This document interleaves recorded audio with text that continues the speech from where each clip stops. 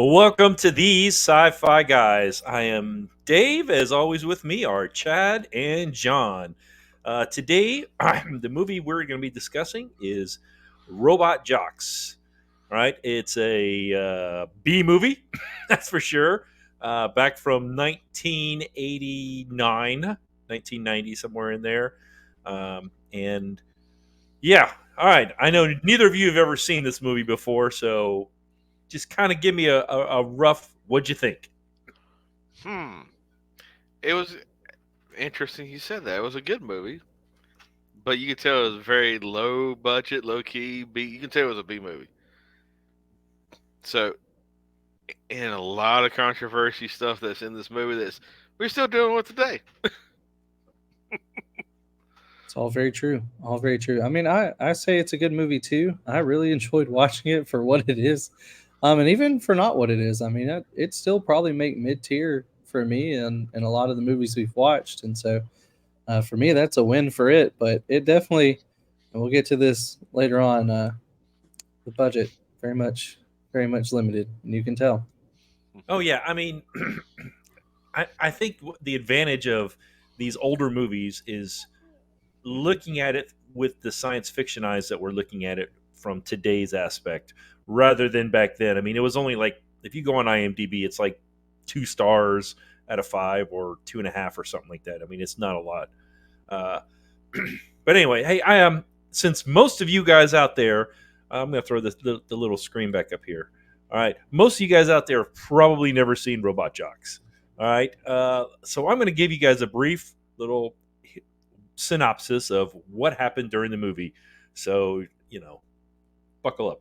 Okay, 5 years after a nuclear holocaust. Okay, so basically 5 years after World War III, mankind is decimated, and the surviving nations. There's two surviving nations apparently. All right, the American Western influence market, USA, America, you know, and then the Soviet Russian influence confederation. So in other words, that we have the market versus the confederation is kind of how they portrayed it in the movie. All right, they've agreed to outlaw traditional open war. In their place, they settle them with gladiator style kaiju or matches between giant robots. Let them fight. Uh, they're called robot jocks. All right, the people that actually pilot them. All right, they are contracted for 10 matches. The Confederation champion is Alexander, who killed his last 9 opponents, thanks in part to a spy in the market leaking information to the Confederation. The market's champion, Achilles, has won 9 fights and will fight his final match against Alexander for the territory of Alaska. All the oil, it's up there and all that, big deal. So, Achilles gets this is the match going on. Achilles gets the upper hand. Alexander illegally launches a rocket fist at him. The projectile goes out of control and heads towards the bleachers. Achilles tries to intercept the projectile with his robot, but it takes the full force of the impact. It's knocked into the crowd, killing 300 people. Over 300 people. The referees declare the match a draw and order a rematch, but Achilles says, that's my 10th one. I'm done. I retire. So a new jock is going to be chosen to face Alexander. It's a genetically engineered female called Athena. Now, Achilles has a thing for Athena. So he's like, I can't let her fight. I'll come unretire and fight. And of course, Athena gets really ticked off. She steals the robot. All right. And so, but before this happened, before her stealing the robot, um, as Achilles' robot is being rebuilt, Matsumoto, that's the technician, refuses to divulge any knowledge of its new weapons so it can't be leaked by the spy. Tex, which is Achilles' crew chief, confronts Matsumoto in his office. Matsumoto reveals he's analyzed Conway, that's Tex, his final fight, and deduced that the lucky laser shot was actually to defeat a clearly superior opponent. Was actually he knew exactly where to shoot, and because there was a crack there. Um, so Matsumushu, uh, accuses Tex of being a Confederate spy. Tex confesses and shoots Matsumoto, who secretly records the deed as part of the mission briefing. Conway informs the leadership of the market that Matsumoto was the spy. On the day that Athena fights Achilles, I'm sorry, that on that day, Athena drugs Achilles, give him a shot, not like drag him, give him a shot to knock him out. All right, and commandeers the robot. While watching the Matsumoto his briefing of the new weaponry, the footage of Tex killing Matsumoto is played, and Tex jumps off the robot's. The robot's elevator shaft down to his death. So Alexander takes the field against Athena. Athena takes early advantage, rips his arm off, but Alexander overpowers her and incapacitates the robot. The fight is declared in Alexander's favor. The referee is ordered to stand him down.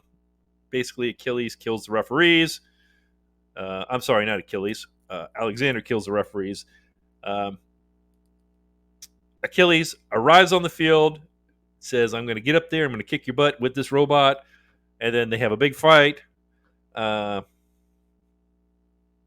hotwires the fist.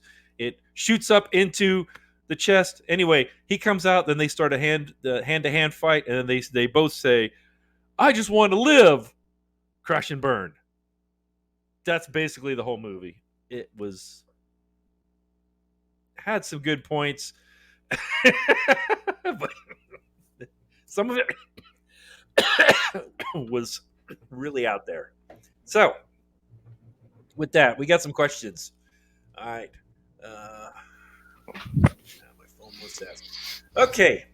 All right. Let's go with some deep questions here. Do you guys think that the world will ever stop having traditional wars and go with something like this, where you have robots, fighting each other mano a mano, and then that person will win a territory? What do you guys think? Do you think that would ever happen? Listen, there's a think that will ever happen and a hope. Personally, as someone who loves a good mech anime, I really kind of hope this is where war ends up. I'm also an old school dogfighting fan.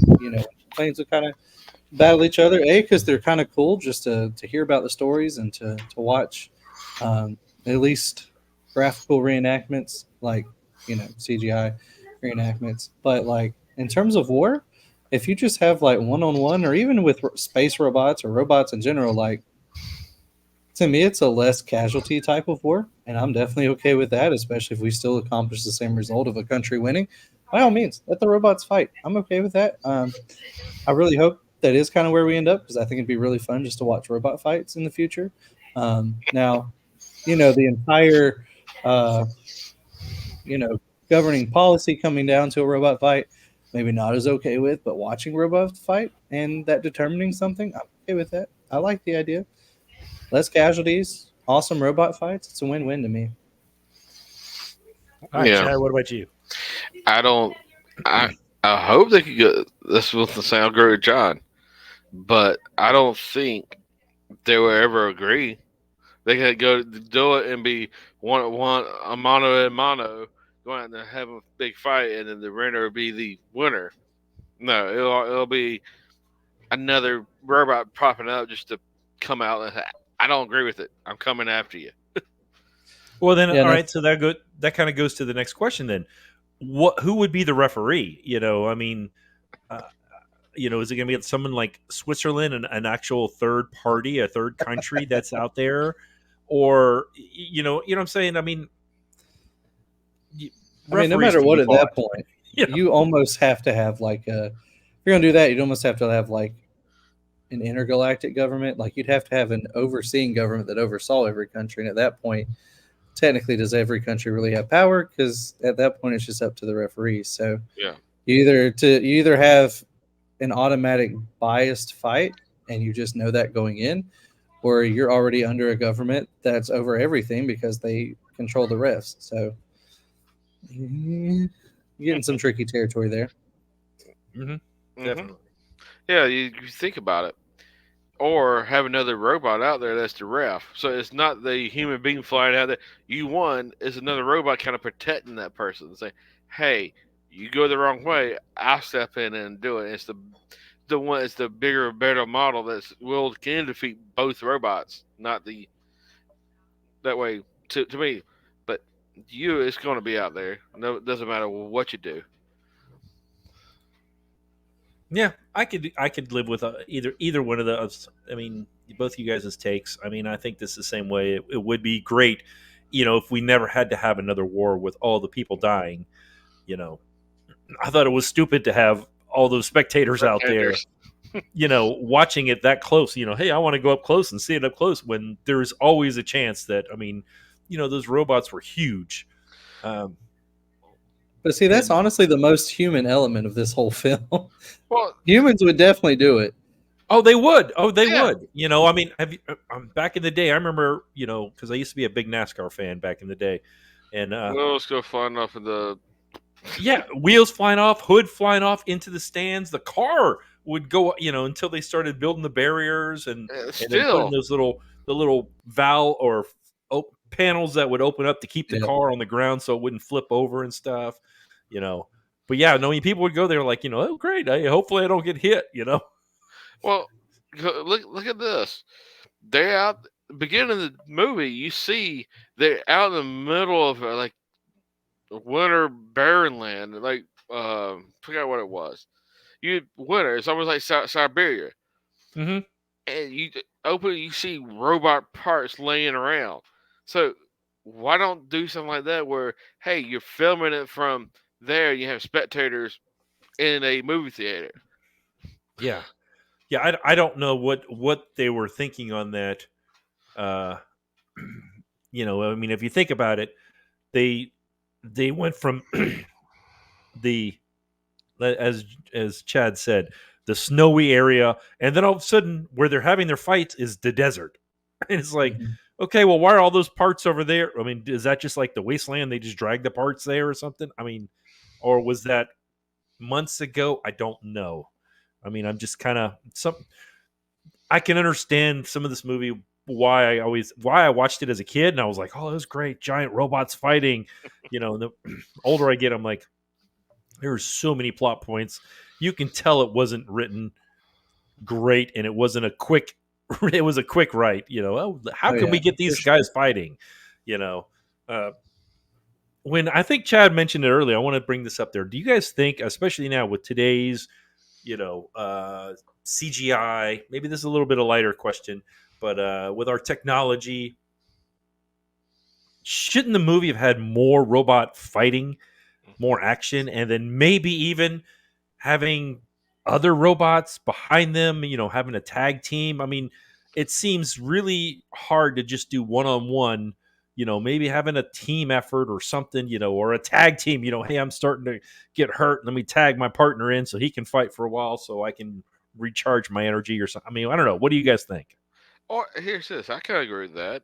Go with instead of a tag team, do a 4 versus 4 where you got four of your teammates here, four of your teammates here in a big open field with buildings or whatever the obstacles to get around, just to give them a little bit more interesting fight. But then you just wear them down 4 to 2, from 3, 2, 1, and whoever gets the most points or whoever's the last man standing. That would be fun to watch, not just one on one. Now, see, overall, I definitely think the movie needed more robot action, just Hmm. in general. Even when it was made, I mean, they took the time to make the stop motion. I know how long stop motion takes, but I think it definitely deserved the treatment of more fights. Now, in terms of the should we go tag team, should we not? I think you either go like not full army, like in the millions, but I mean, you get a couple hundred robots versus a couple hundred robots, or I mean, truthfully, I'm okay with the 1v1. Who can build the best robot as opposed to who's going to build, the most best. Just who builds the best one.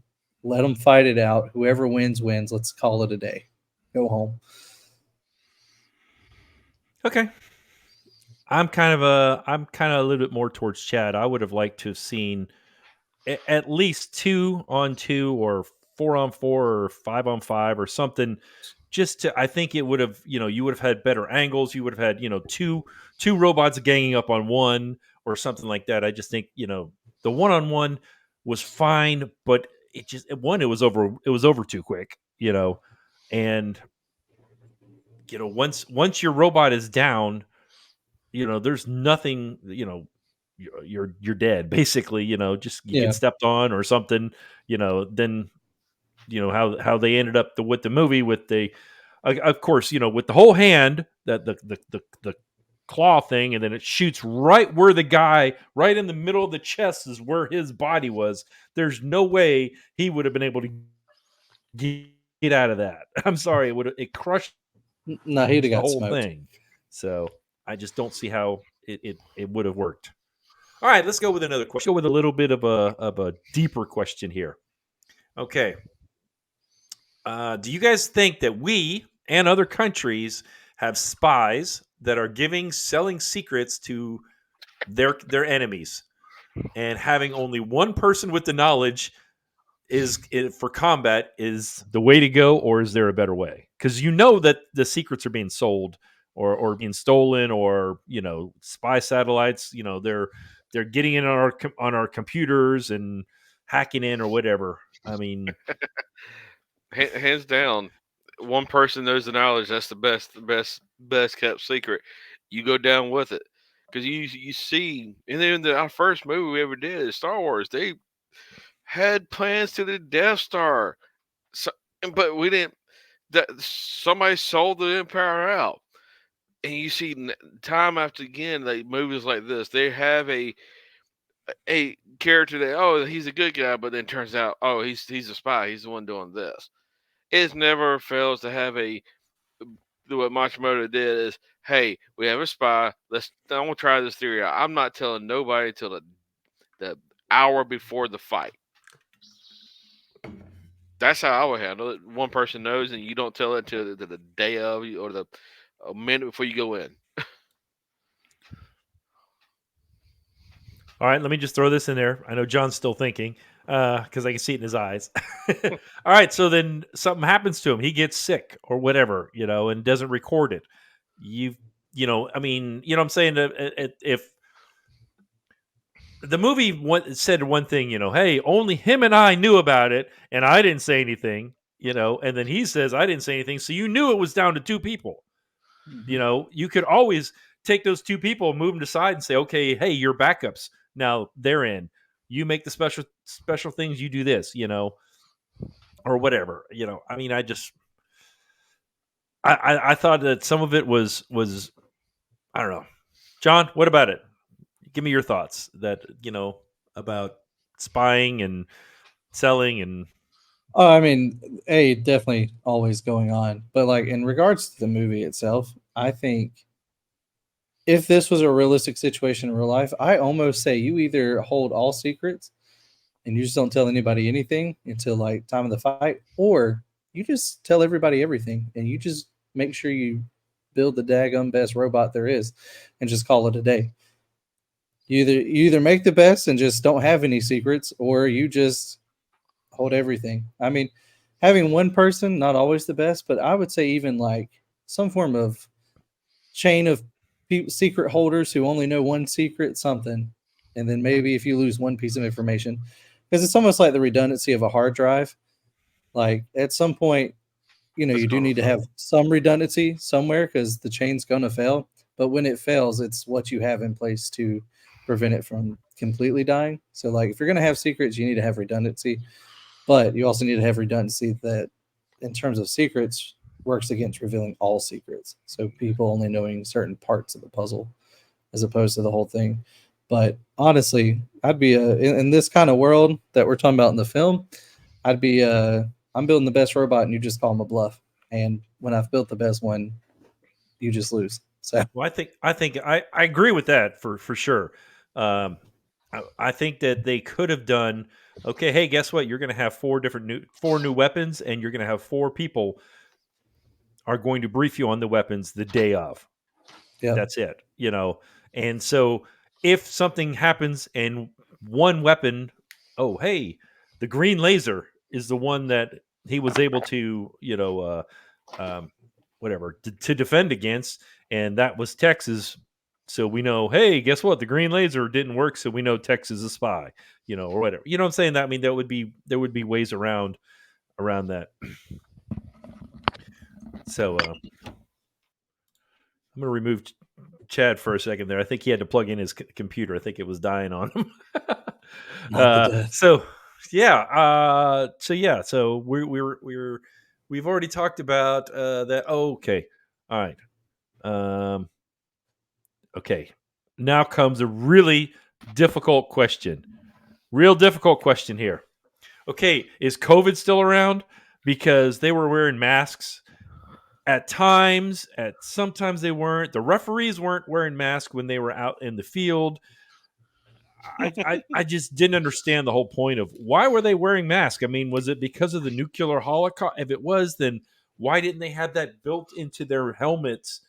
And then their kickboxing, taekwondo black masks that they were wearing. I mean, I didn't get it.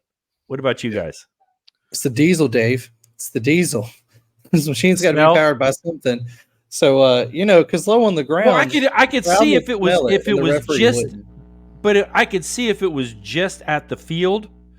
But they were where everyone was wearing it when he was walking to his brother's house. They were still wearing masks. I mean, I know it's kind of the Maybe it's just Chinese, a whole case of the flu. Oriental. Well, I don't know. I kind of agree with Dave. It's more of either A is the aftermath of all the nukes been dropped, so radiation, didn't want to catch radiation, or it could be just, hey, it's a barren land out there, all that dust, so you don't want dust going your breathing in, so it's probably wearing mass. So I don't know. It's weird to see a late '80s film wearing mask on, and we're just coming out of a pandemic that says you must wear a mask. Yeah. Well, I think if they would have just had a one-liner in there about, hey, the air is not great to breathe. Make sure you wear your mask when you leave the building or something. Well, Or just have a one-liner, something, a throwaway line, just to make it okay. That's why they're wearing it. Oh, that makes sense. Oh, great. if the air was not good to breathe, why not a respirator? Why not a oxygen pack? You can get oxygen, because this is not going to stop you from getting. We don't want to get we don't want to go there because otherwise YouTube might shut us off. So, but yeah, okay. So now let's go ahead and get some. Let's go with a serious note here. Okay, all right. So the genetically engineered individuals, the gen jocks, I think is what they called them in the movie. They were basically test tube babies. They did not have a mother or a father. They just had the life components built together in a machine, and then they made these human beings. Will we as a society ever get to that? And I also want to add cloning in there too, because they even said they wanted some of their samples from the two best robot jocks that have been in history to use them in the process. What do you guys think about that? I mean, I think we're more likely to see like genetically engineered, maybe DNA testing near or after birth, and seeing some of the signs of health diseases and stuff, and removing some of the harmful DNA, especially as we get more specific over time. But I don't necessarily think we're going to hit the cloning side of things, because I mean, in terms of test tube babies, I mean, technically we do that already. Like IVF gets pretty close to that, and other things that even just combining the elements of that in a petri dish. I mean, that happens all the time. But in regards to like actual cloning, where we get a direct like genetic line, I don't necessarily think we'll see that. And even if we do, I mean, clearly you still have nurture versus nature, and if a child's born of cloning with the same DNA, you still don't necessarily get the same performance / same person because they're going to grow up in a different environment regardless. So I don't necessarily think we'll hit cloning as a society, but I definitely think we'll start to see a lot more genetic engineering and trying to remove negative stuff from our genes overall. Mm. I see. Chad, what do you think? I agree with John there. I see what he's saying, but I don't know. I mean, I don't think we're gonna be able to say, okay, you know what, I want my child to have blonde hair, blue eyes, you know, I, but I can I, understand them saying, hey, okay, in your history, your history has colon cancer is you have a history of that in your family. We want to genetically engineer that out to make sure that your child will not get that. I can see as a society we end up doing that. I don't know if we're going to make and say, you know what, we're going to make Arnold Schwarzenegger lookalikes, mm, and everyone will be walking around going, neighbor, and if you guys have seen the Right to the commercial, chopper. yeah, where you can't say neighbor, but no, I mean, I can understand it. I mean, I really can. All right, let's get to a little lighter note here. All right, the ending sucked, in my opinion.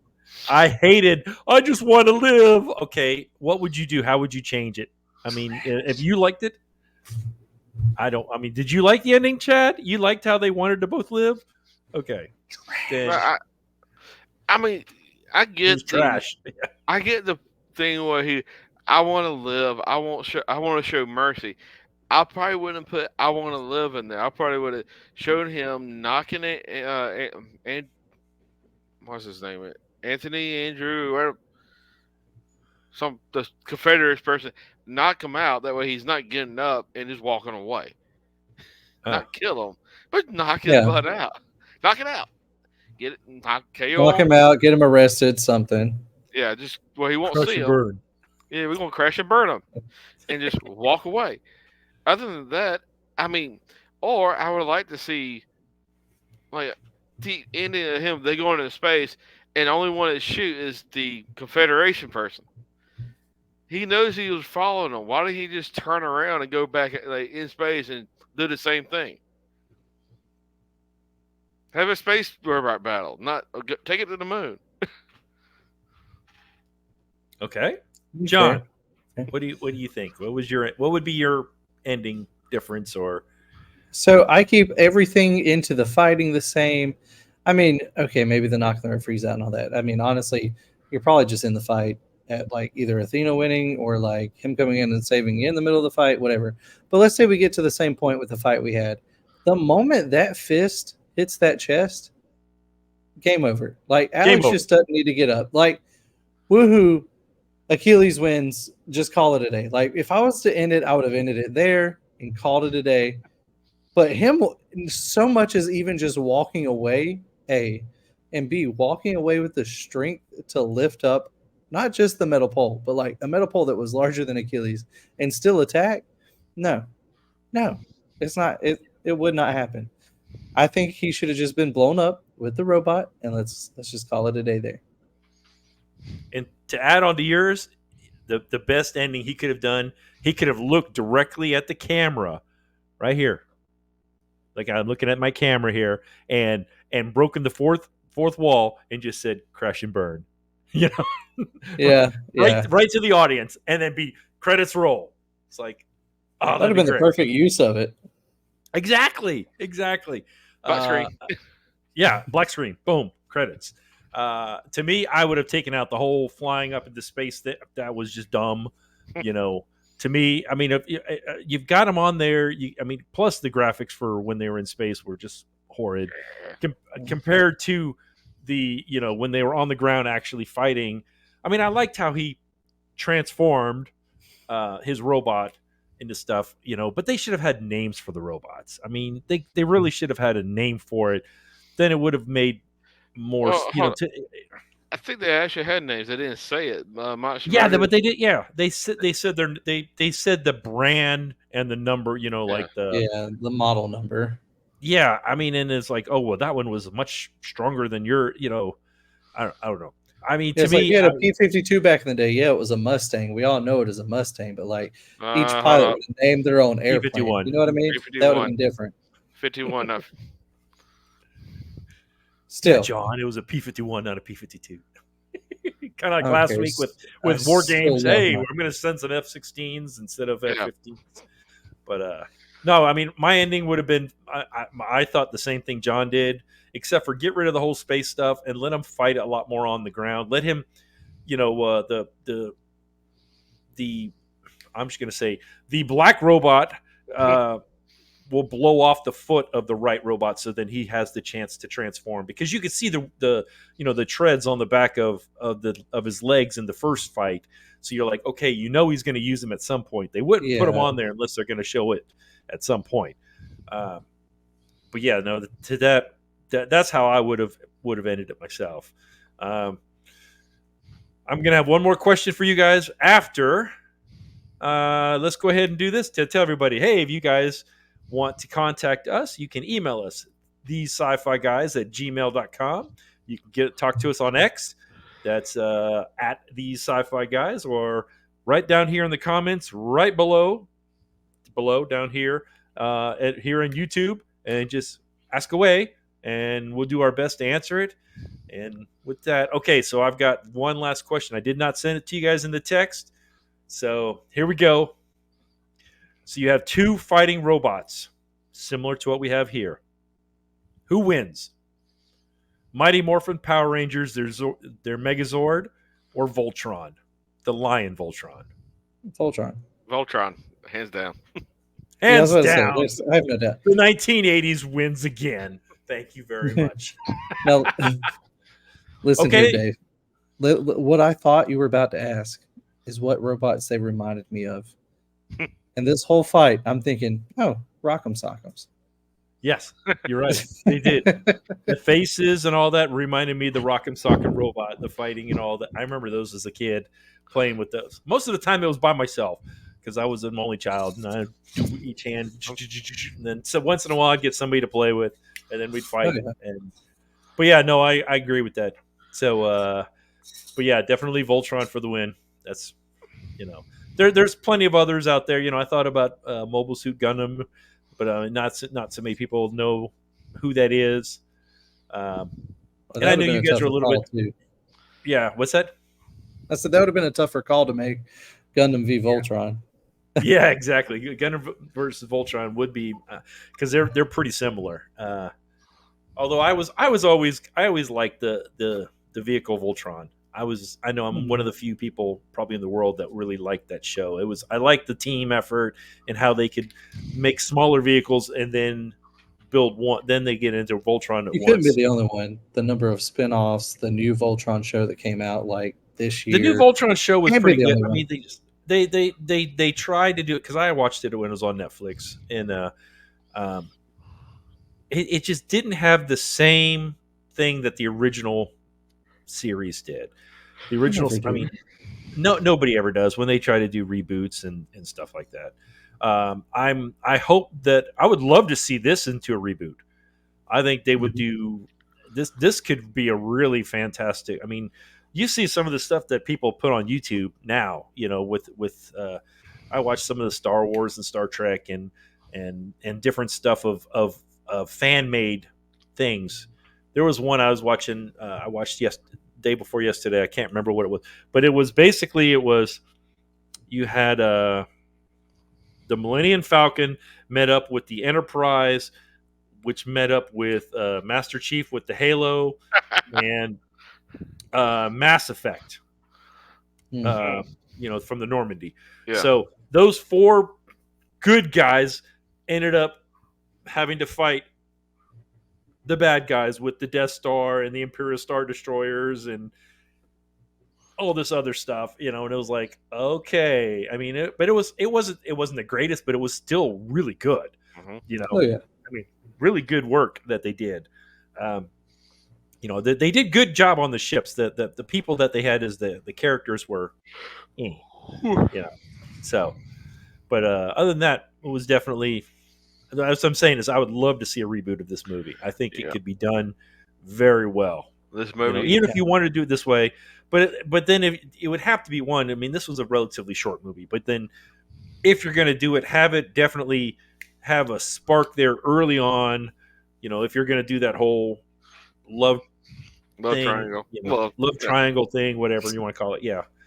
And if Yeah. not, I mean, if you want, I mean, again, make it rope. I mean, We when they want did the two Godzilla movies before ago, the newer Godzillas, the first one, the last one, before Godzilla versus Kong, Godzilla and Kong, whatever it was, the one before that, where he was like, let them fight.